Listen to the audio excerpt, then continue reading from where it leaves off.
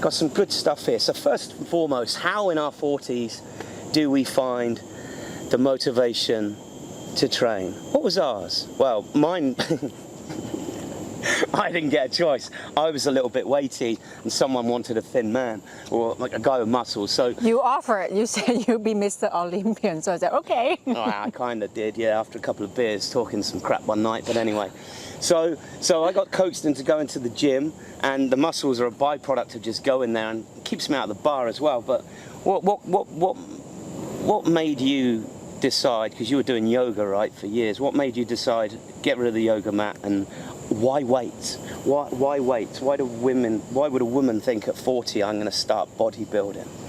Well, like you said that I've been doing yoga for like 20 years and I didn't really do anything else other than just yoga. And the reason I started training weight is because I noticed, I don't know, like I think around like maybe when I turned 40 or something, I noticed just my body composition is not quite the same as before.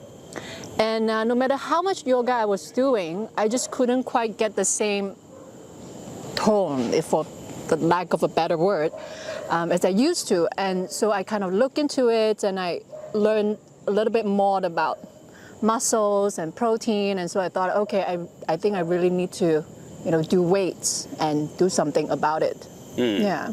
Yeah, cool. I think for me, I've been fat most of my life, and the world ignores you when you're fat. It does. You're a ghost. I hold the door open for everyone. I don't care. I'm never in a hurry. It's always after you, madam, after you, sir. And I would find when I'm a larger man, people just ignored me. When I would get in shape around the summer period and start looking good, I would feel good, so my shoulders would naturally go back and I'd have a spring in my step, and I noticed that the world began to smile again. And people respect you more, and I understand that. It's very hard to listen to someone who wants to tell you their opinion and guide you and tell you this is what you need to do, maybe in life and business, whatever, if they've already let go of the first discipline, which is their own self. And when I have someone equally, when we have these good-looking people or these athletes, we're drawn to them because they do look like the 5% that are disciplined, that are getting up in the morning. And I just wanted people in the room to sort of not pay attention, but not discredit me. I always felt I had a good brain and a good point of view, but again, who am I if I can't put the fork down when I need to? And I still don't really, although I don't eat that much, but I eat all the crap. But I think training has really helped that. And you do feel better about yourself, and other people will treat you differently. Finding new motivation is down to you. But one thing I did do was a lot of visualization work where I'd shut my eyes and I'd just imagine what I would look like and how I would feel if I looked a lot better. And with a strong mental image, it was easier to say, come on then, let's get up and go and do day one in the gym. But what really did it was I went out and spent a load of money I didn't have on a t-shirt I couldn't afford, which was 2 sizes too small. I knew that self-image I have of myself a year's time after training would look incredible in that t-shirt, but I was not getting in it today. And I remember buying that t-shirt and the lady said, is this for you? And have you tried it on? And she's trying to say, I think you got the size too small. And I sort of could see what she was getting at, and she didn't want to say, hey sir. So I said, look, this size I'm aware is too small for me, but I'm not going to wear it. It's going up on a coat hanger, up on the door. I can't even afford this damn t-shirt, a couple of $100 for a t-shirt. I'd never spend that, but I'd really like to wear it one day. So it's my motivation, and that for me was my motivation, was getting it up, getting a t-shirt or something I wanted, which was part of my new self-image, if I could just do the fitness to get there, and that got me going. So you've got to go and find out what works for you. But children is a good one. If you're overweight, your children are, I think the statistics are 83% or something of girls and 81% of boys or something will be overweight and obese if their parents are. So one way I shifted this mindset from I don't want to train, what's the point in doing fitness, I'm too old now, I'm a mum, was like, your daughter's looking at you all the time. How do you think it would affect her life if she was to watch you go from someone she always knew you were to someone completely different, and let's be honest, a better version, healthier, fitter, more energy levels, etc.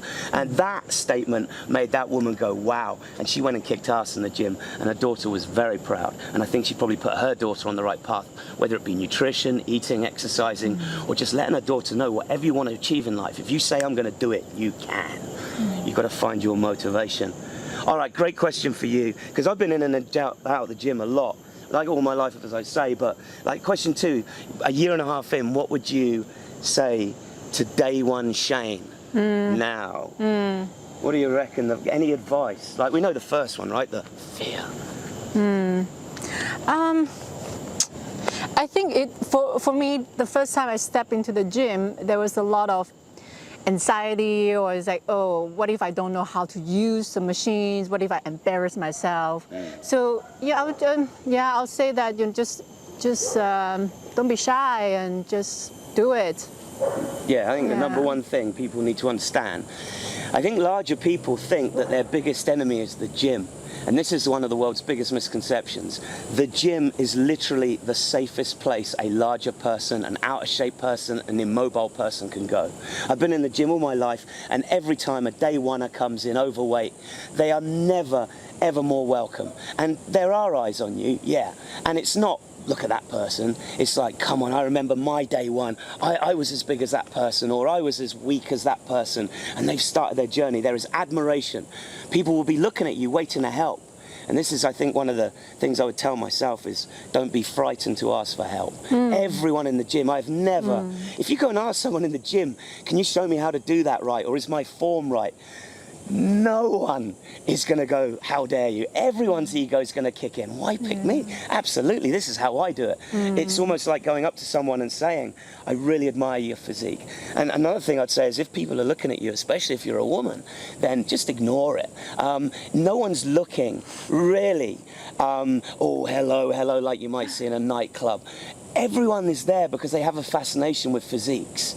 And if you're toning your up, I look at someone and I'm looking at them for a little bit longer than I should, 3-4 seconds, checking out the legs, checking out the butt. And the reason being is, I remember that person coming in the door 6 months ago. And I'm just like, wow, yeah, whoa, you got your legs going. You lost a lot off your hips. Wow, respect. I might even keep my eye on what you're doing if I think you got it fast. So the gym is a super welcoming place. There's no nasties there at all. And if people are watching you, whatever, usually they're just exhausted and their gaze is locked on, or they're admiring your hard work. Yeah, actually, I do that. And there was... You're leching at guys, aren't you? No, well, I do watch, especially if they are doing something that's different or that look, I don't know, like they look like they know what they are doing, like very professional and, you know, with nice body and whatnot. I actually said to one of the ladies there, when we were in the changing room, I said to her that if you see me looking at you, that's because I am. Yeah. I just said it to her and she laughed and said, why? And I said that, well, because you look really proficient. Like you look like you really know what you're doing. And so I just 100%. Can't help but to just watch. 100%. If you were to join a car garage to start selling cars today, what are you going to do on day one? First thing, if you're sharp, is you're going to go and find the best salespeople. You're going to look at that sales board. There's Sarah and Jim, number 1 and number 2. Let's go hang out with them for lunch, because you want to learn fast. We all want to grow. Yeah, don't be frightened in the gym. And the last thing I'd say is, there's no rush. There is no rush. You know, that's what I would tell myself as well. This is a long game. You're always making improvements. You know, we're happiest when we're in what certain people call a state of flow, and certain people say that flow state is where we're happy doing something in the now, yet we don't tire of it because we've got a longer journey ahead. Now, martial arts is a great example. You could join martial arts today and you wouldn't really be bored because you'd be learning every lesson and get more proficient, but you wouldn't get bored and tire because you know you've got a 10-year journey to the black belt and there's still so much more growing to do, learning an instrument, all this stuff. So with the gym, yeah, guys, I know you've just got in, we've got a month to summer and you want to get the guns and the, you know, the chest and everything ready to go and start chatting up a potential partner, but I think we're going to get hit by some falling debris. Yeah, I know, but really the goal is just stick with it. You will look better. It's just the increments sometimes can be so slow that you won't actually see it, but your friends and family will start to. And if we miss this summer, just keep going, because next summer you are going to look insane. Some advice there. Right, how to keep going, especially with ADHD. I think I'll kick this one off because... yeah, I don't think I have ADHD, do I? Not really, no, darling. Some other mental issues, but... So, The biggest reason I've been inconsistent in my training is ADHD, and that is I get around 25 minutes into the gym and my brain is going, okay, let's go have a cigarette. Let's go have a beer. I don't drink now, but let's go do something else. Let's go play video games. My brain knows what's going on, and it tires real quick. So what I did was I started checking around. I knew I could not be consistent with this. This wasn't fun going to the gym. It was a chore. Every session was a battle. If you don't want to be somewhere, that's not now your life path. So what I instead did was developed a little system of my own. I checked out, you know, like Bruce Lee went and learned a little bit of, what was it, boxing and a little bit of Wing Chun, and he thought they were all great, but he wanted to put a system that suited his brain and his attitude and his energy levels together, and he came up with Jeet Kune Do, this little system for him. And I've kind of done the same, taken a little bit from bodybuilding because I like the aesthetics of having muscle. I've taken a bit from metabolic conditioning and CrossFit, which is functional movement. CrossFit and metabolic conditioning is just moving. So I'm doing sort of like circuit training, and what I've managed to do is put together sort of like a 20-minute set where I don't really rest. Now what you'll see in the gym is a lot of people sit down on the pec deck and they'll start doing this stuff, 9, 10, and then they'll grab their phones and sit down for like a minute and do nothing. And it's like, hang on a minute, you just started getting your muscles to that point where the little fibers were starting to tear and break, meaning the next day they would start folding on top of each other, repairing and growing. This is how muscles grow, as the little fibers break, and then they mat over the top as they grow back and repair when we rest, and the muscles grow. So, excuse me, I wanted to incorporate a little bit of everything, and I knew that sitting down for a minute and just as my muscles were starting to redline at that peak point, resting was not going to do good. So what I did was put 8 little exercises together, and an exercise, a station as I call it, it might be 10 push-ups, and then I might go to 10 body weight squats, you know, just squatting down and up, and then I might have some weight like a kettlebell and I might swing it, and I'll do 7 to 8 of these little stations, 10 repetitions of each before moving on, which takes about 6 minutes on average, and then I'll rest. And by rest, I mean literally collapse. And I think it's that short little circuit that means I can get, what are we looking at, about 80 repetitions in of 8 different exercises, normally around one work, around a couple of body parts. And then after 3 sets, I'm done. 21 minutes, and I can go home. I've had a minute or 2 lying on the floor gasping for breath, but not only am I in and out in less than 25 minutes, but I'm getting a better workout than everyone else because they're just not moving, they're not getting the heart rate up, they're resting every time they get close to starting a breakthrough. You know, it's like trying to win a car race, and every time you go above 4,000 revs and the car wants to go, you take your foot off the gas. Got to stop doing that. So for me, how do you keep going? I think that, just to finish up on, comes back to mindset as well. So what I'm talking about is how do you try and enjoy it to keep going? And then how do you keep going? I think that touches on the first point, is you've got to find your why. You've got to find your why. I'll tell you one last thing, one thing I did focus on, especially when I was fat, because there's no part of exercising on day one when you're fat that's fun physically. Mentally it might be, but physically it is hard work. But what I found was I really loved the shower after. My muscles, even though I was overweight, I still had muscles, we all do, and they were tight and full of blood, and I had oxygen going to my brain, and I would go in the shower, I'd make a protein shake, and I'd sit with a shower pouring over my head, and I'd drink that ice cold protein shake. And then I'd get dry, I'd put on a nice fresh clean t-shirt, and I'd feel good even though I was overweight. And what I realized is if I focus on the burpees or the push-ups I got to do down the gym tomorrow, I ain't going. But if I focus on, hey, hang on a minute, just think about that lovely shower, ice cold, with that nice cold protein shake, tasting like a vanilla milkshake, the good stuff I love, that worked for me. So you got to try and work out what's going to keep you consistent, but ultimately just taking it slow and realizing it's a journey is the best way to go. Don't go in there trying to get chest and biceps for summer. All right, what style of training is best? This is a good one for you because you didn't come in under one style. You just walked into a gym and picked up a little bit of everything. And you had the yoga world, 20 years, so you were doing a little bit of stretching. And I think what's different with you to most people is that your form's always been very good because your yoga, you've always known that, you know, if you do a downward dog and your hips aren't right, you ain't doing the exercise and you're not getting the benefit. But what say you on what style of training is best? Weight lifting, Bodybuilding, weightlifting is going as heavy as you can just for the sake of chasing kilograms or pounds. Bodybuilding is where you might not necessarily try and lift heavy, but you will be lifting to make target specific muscles for aesthetics to look nice. We've got metabolic conditioning, running. Metabolic conditioning would be skipping, high knee exercises, jumping jacks, stuff like that. We've got CrossFit, which is functional movement, so it's moving weights but in the way that we might do on a daily basis. What do you kind of do? A bit of, what do you do? What do you think? Well, in the beginning, I was only doing weights.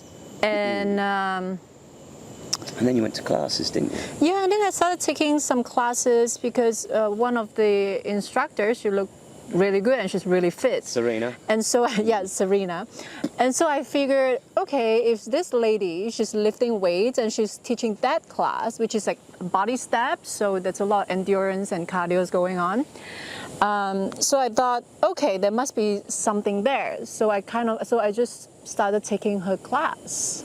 And in her class, I just found that my cardio capacity is really, really bad, that, I really need to work on my fitness. So I keep going back and I take other classes too that say it's still weights, but it has kind of a rhythm and faster pace to it.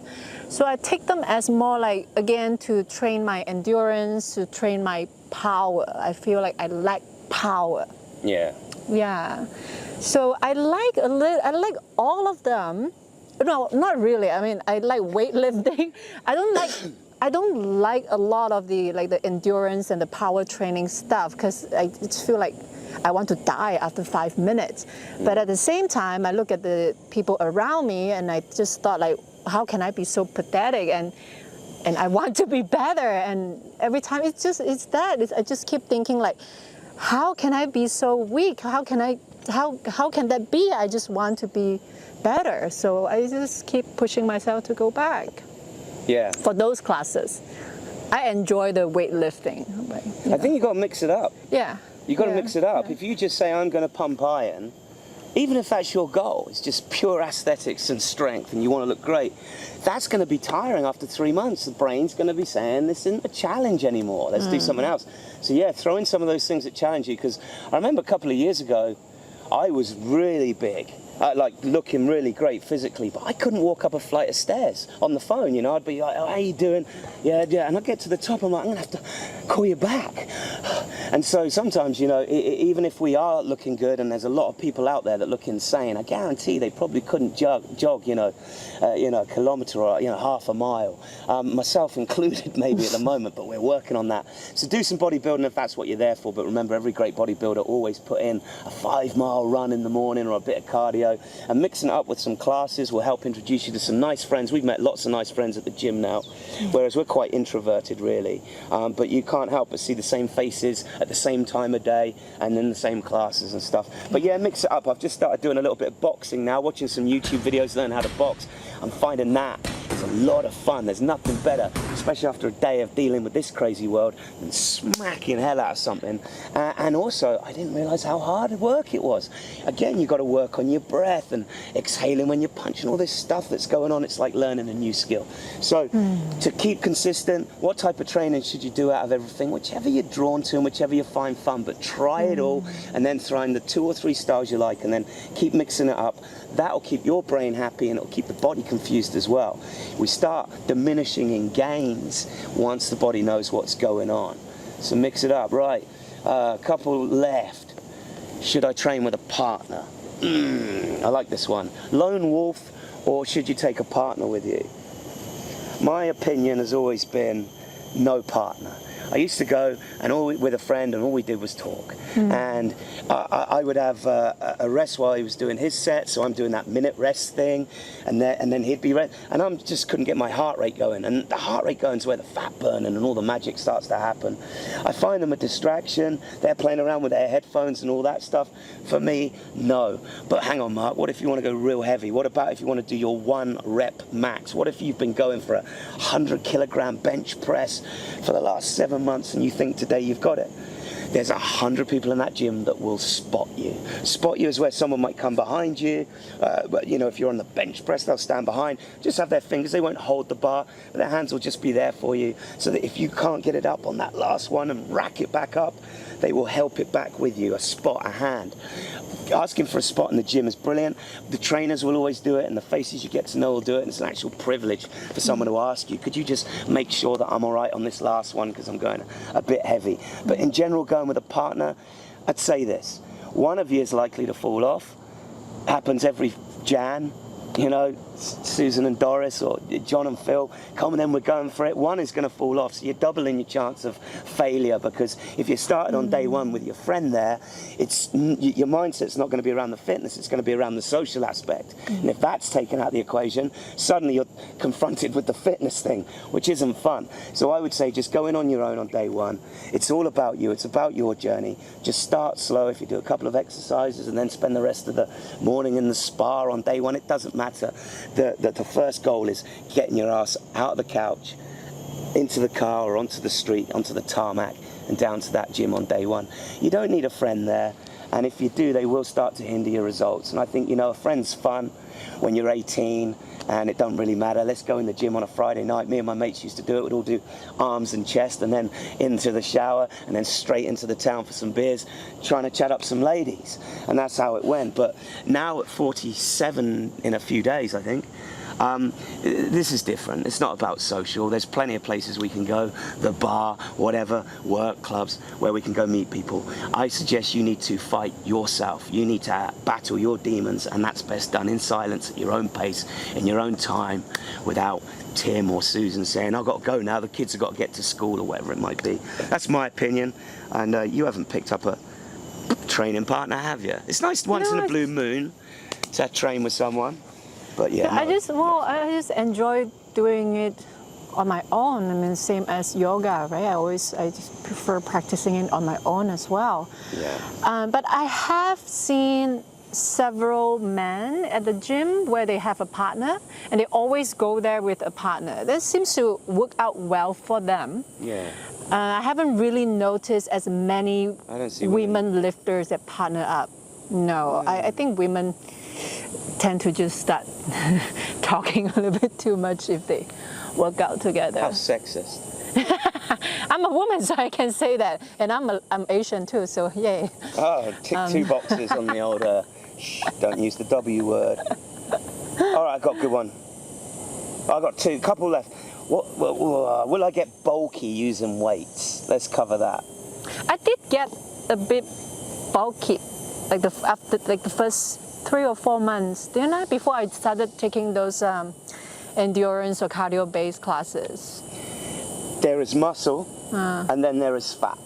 Right. And if you go down and just keep working muscle, for example, sat on the pack deck, burning no calories, not getting that heart rate up, but putting the muscle under tension, the muscle will tear and grow bigger. If that fat's not being burnt, you are just going to increase in size and look like a refrigerator. So when you say, like, the first 3 months I got bulky, what that tells me is that the muscles were responding and they were getting bigger, but you weren't burning fat because we were like weightlifting and just getting used to the movements. And it was only after we got the form right, and that we then started saying, well, how about 5 minutes of treadmill cardio before we start, and how about a hike today?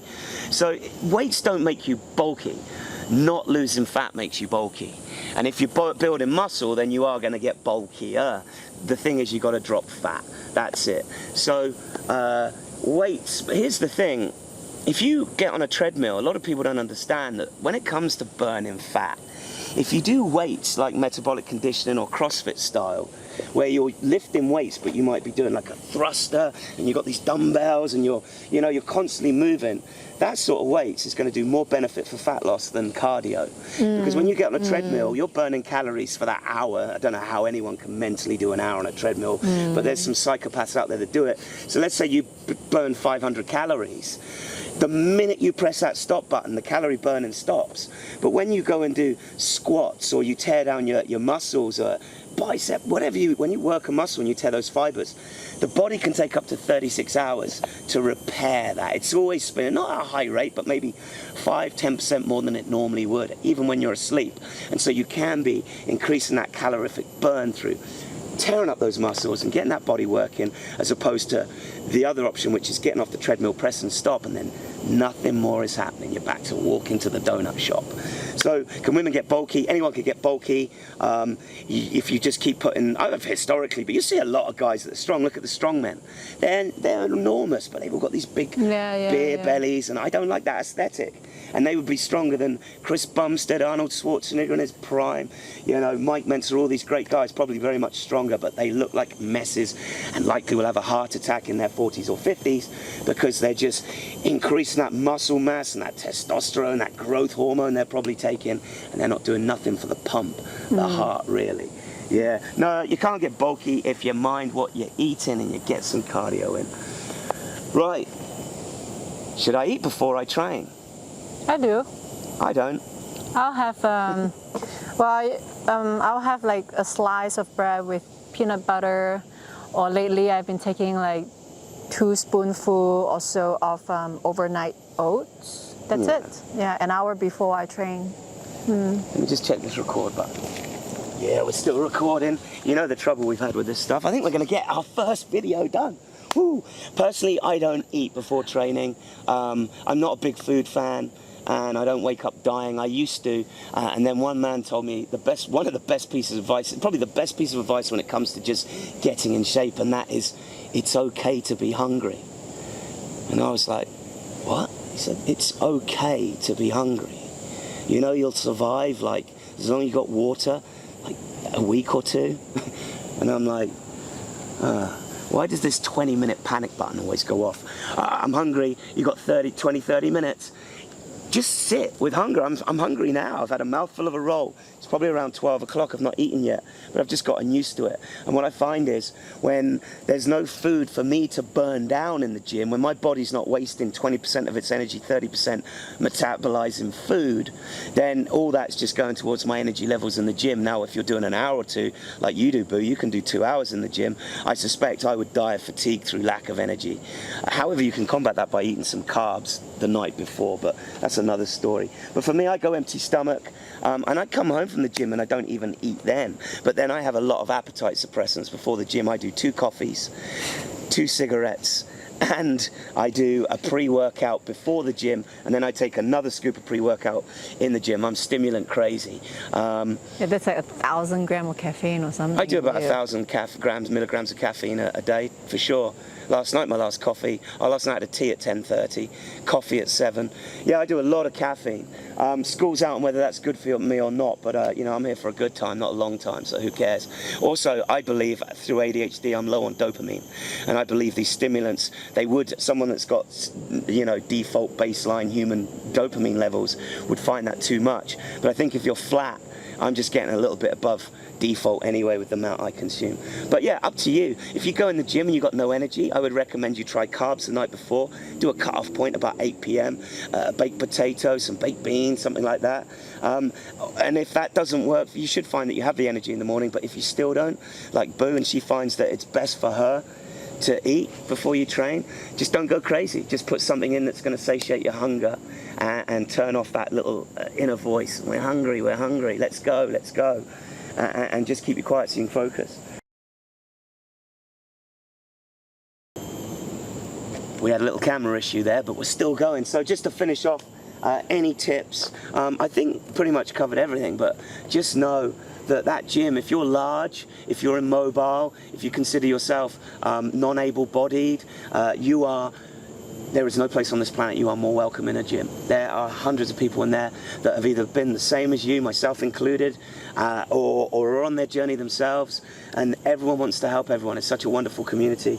So honestly, get down there and try it out. Number 2, don't be frightened by the machines. Just go in. I always advise getting a personal training session. So fearful of people making a mistake and embarrassing themselves that most gyms now won't let you join without doing the first session with a trainer. And just love it. Just say yes please. Normally it's going to be their foot in the door for the pitch for the 12-month personal training course. This is business, this is the world. Allow them to do that and just say no thanks, or maybe just say let me take a couple more sessions. I don't really need a personal trainer. I'm ready to kick ass now. Life begins at 40, but I wouldn't mind someone for the first week or two showing me how to use the pec deck so I don't sit the wrong way around and have everyone wondering what I'm doing. And let me tell you, if you did that, I guarantee no one would laugh either. They would just go, oh, someone's on their day one journey, and they would probably come over and say, hey, would you mind if I could show you a better way of doing that? You're going to be very shocked. The gym's a great place. Last one is just understand that everything in life's a long game and nothing comes overnight. So don't get frustrated if you're not seeing any differences in the first month or two, although, you know, historically we know that your first 3 months you'll probably see the biggest transformation from having gone from nothing to literally everything anyway. It's after month 3, 4, 5 where the body starts to go, I know what's going on with these bicep curls, I know what you're trying to do.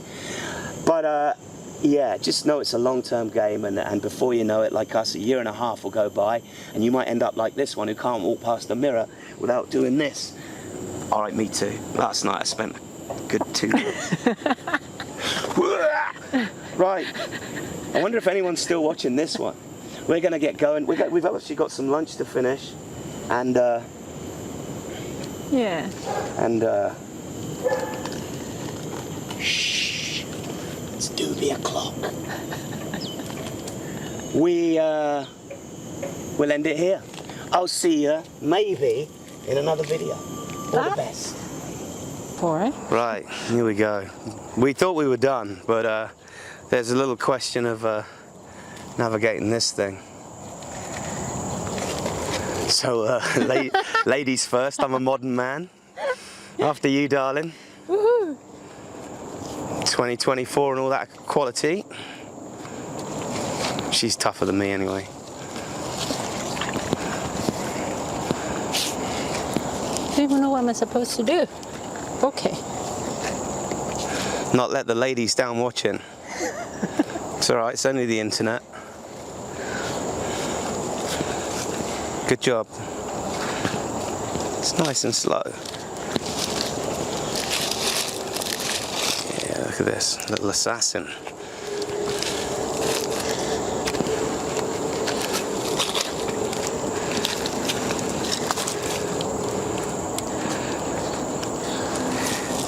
Is it easy enough for a smile?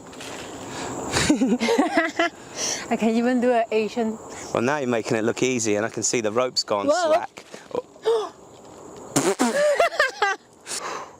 All right, first and foremost, it's damn hot.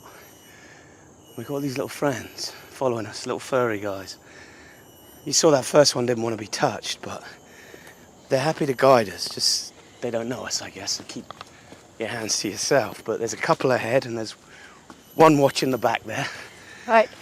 But not you, darling. Oh, I thought you were talking about me.